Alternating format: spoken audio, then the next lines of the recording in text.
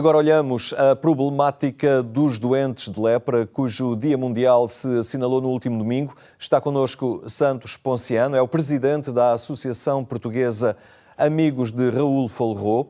Muito boa tarde, obrigado por estar aqui no programa Eclésia. A lepra é algo que associamos a territórios à partida distantes de nós, embora haja pontualmente alguns casos ainda no nosso país, onde a lepra já foi, digamos, podemos dizê-lo, erradicada. No entanto, continua a ser um problema grave noutras latitudes do mundo e a Associação Portuguesa Amigos de Raul Folrot vai fazendo esta monitorização e, principalmente, esta presença solidária junto destas comunidades. Boa tarde, muito obrigado pelo convite. É verdade, em Portugal, felizmente, está erradicada há muitos anos. Neste momento estão identificados cerca de 7 doentes já curados, portanto, ex-doentes, considerados ex-doentes, no território português. Aparecem pontualmente, todos os anos, sempre 2, 3 casos novos, que são importados normalmente por imigrantes, portanto, trazidos por imigrantes vindos de zonas endémicas, mas que são imediatamente resolvidos, porque são imediatamente tratados pelo Serviço Nacional de Saúde, e a lepra, neste momento, é uma doença com cura. Portanto, no entanto, noutras latitudes, noutros países, noutras regiões do mundo, continua a ser um problema a afetar muita gente ainda. Noutros países, realmente, a lepra continua a ser um problema grave. Todos os anos aparecem casos novos, segundo os últimos dados que temos da Organização Mundial de Saúde. No ano de 2022, portanto, são os dados que saíram em setembro de 2023, no ano de 2022 registaram-se 174 mil novos casos de doentes de lepra no mundo. Foi um agravamento de 28%. Foi um agravamento de 28% relativamente ao ano anterior, exatamente. E isto resulta de quê?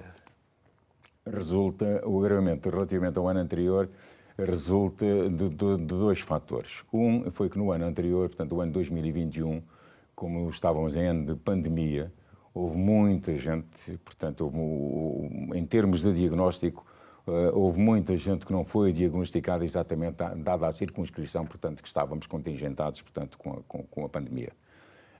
Portanto, porque não foi só em Portugal que houve o recluso, confinamentos também houve noutros países, nomeadamente em países endémicos, nomeadamente um que nos é muito querido, por exemplo, que é Moçambique, que é o segundo país de África com mais casos de lepra novos todos os anos.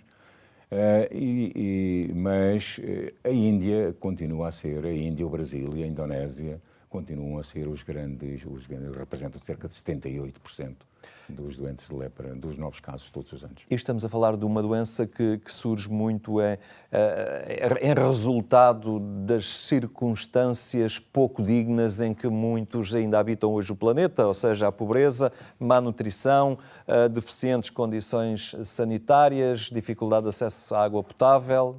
É todo este o caldo que muitas vezes gera e potencia a lepra. É exatamente. Portanto, a lepra aparece exatamente nesses nichos da sociedade em que, pronto, há falta de água potável, há falta de condições de higiene, porque não têm água para terem condições de higiene. Por isso é que nós apostamos muito no abastecimento de água potável, de água limpa, portanto, às populações. Muitos dos projetos que temos são exatamente da água limpa. Lá está. Os projetos que têm, perguntamos nós, até uma associação portuguesa, Amigos de Raul Folrot.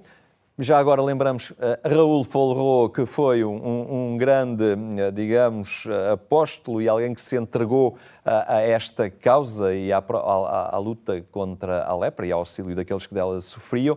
Raul Folrot continua hoje o seu exemplo a inspirar também a vossa ação. Sim.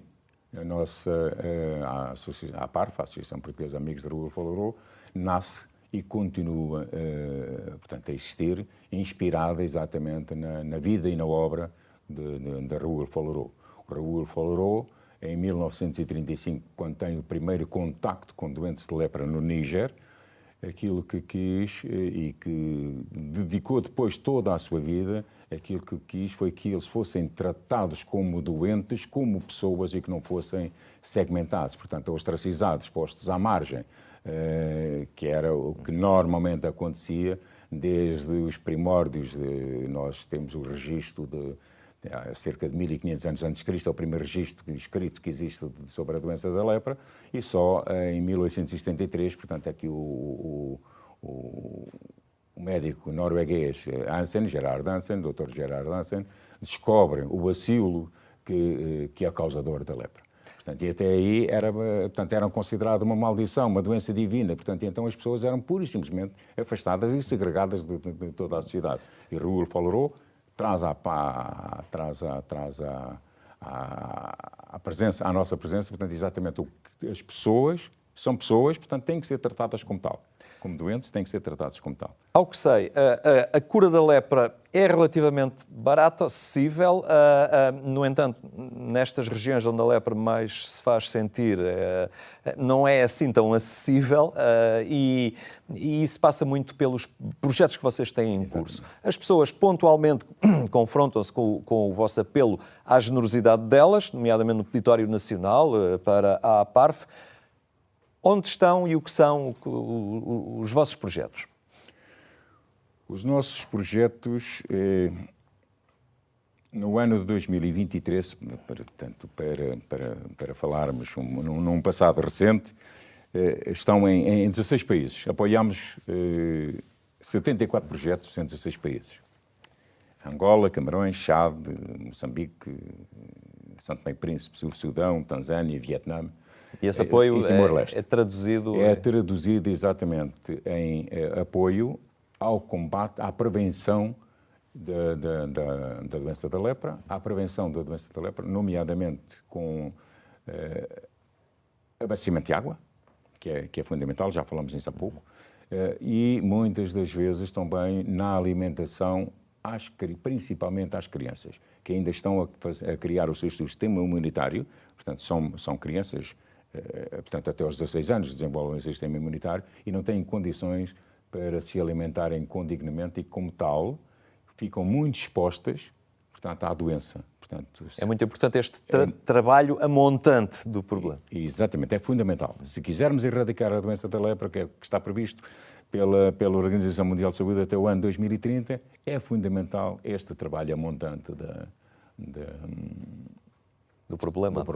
Mas depois também, obviamente, há o medicamento, o tratamento médico acaba também por passar pelo vosso auxílio. Sim. O tratamento, a cura, portanto, como disse há pouco, portanto, a cura da doença da lepra passa pela polioquimioterapia, portanto, por um comprimido que é tomado durante 6 meses ou 1 ano, consoante a gravidade, portanto, se for pausibacilar ou multibacilar, portanto, consoante a gravidade da doença.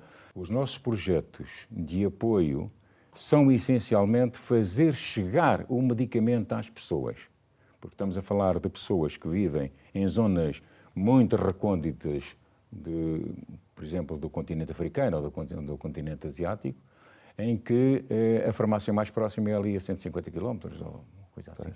Portanto, um pouco exagerado, mas não anda muito longe da realidade.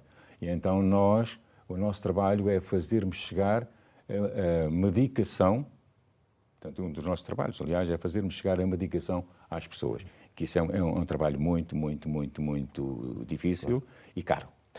E lá está a importância também de nós, apesar de vivermos num país quando a lepra está erradicada, nos mantermos próximos, nomeadamente da APARF, e sabermos, e agora ficamos a saber ainda mais, aquilo que fazem e a importância também do gesto solidário das pessoas sempre que são solicitadas a isso. Muito obrigado pela sua presença hoje aqui no programa e fica certamente este apelo e esta sensibilidade mais